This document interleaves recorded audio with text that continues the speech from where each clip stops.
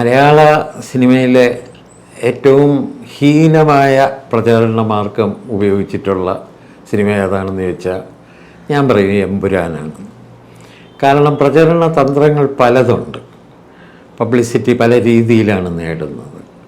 അത് പണ്ട് full page പത്രങ്ങളിലെ full page പരസ്യങ്ങളായിരുന്നു. അതിനു മുമ്പ് കാളവണ്ടികളിൽ ഈ ചെണ്ടയൊക്കെ അടിച്ച് പരസ്യം ചെയ്തിരുന്നു, നോട്ടീസുകൾ വിതരണം ചെയ്തിരുന്നു, പിന്നെ കാറിൽ അനൗൺസ് ചെയ്തിരുന്നു. ഇതിനിടയ്ക്ക് ചില സർക്കസ് വിദ്യകളൊക്കെ ഉണ്ട്. അതായത് ഇപ്പോൾ ഷൂട്ട് ചെയ്യുന്നതിനിടയ്ക്ക് അപകടം നടന്നു എന്ന് പറഞ്ഞ് അപകടത്തെ പൊലിപ്പിച്ചെടുക്കുക. ചിലപ്പോൾ ചെറുതായിട്ട് കാർ എവിടെയെങ്കിലും മുട്ടിക്കാണും, പക്ഷേ പറയുന്നത് ഇതിലെ നായകൻ വലിയ ഒരു അപകടത്തിൽ നിന്ന് രക്ഷപ്പെട്ടു എന്നൊക്കെ പറഞ്ഞായിരിക്കും വാർത്ത വരിക.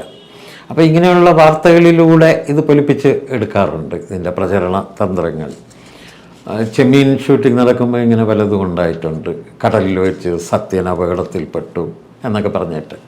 അപ്പോൾ ഈ പടത്തെക്കുറിച്ച് ആളുകൾ ശ്രദ്ധിക്കാൻ വേണ്ടിയാണ് അങ്ങനെ ചെയ്യുന്നത്. അത് ഓരോരുത്തരും അവരുടെ ബുദ്ധിക്കനുസരിച്ച് അവരുടെ തന്ത്രങ്ങൾക്കനുസരിച്ചൊക്കെ ആയിരിക്കും അത് ചെയ്യുക.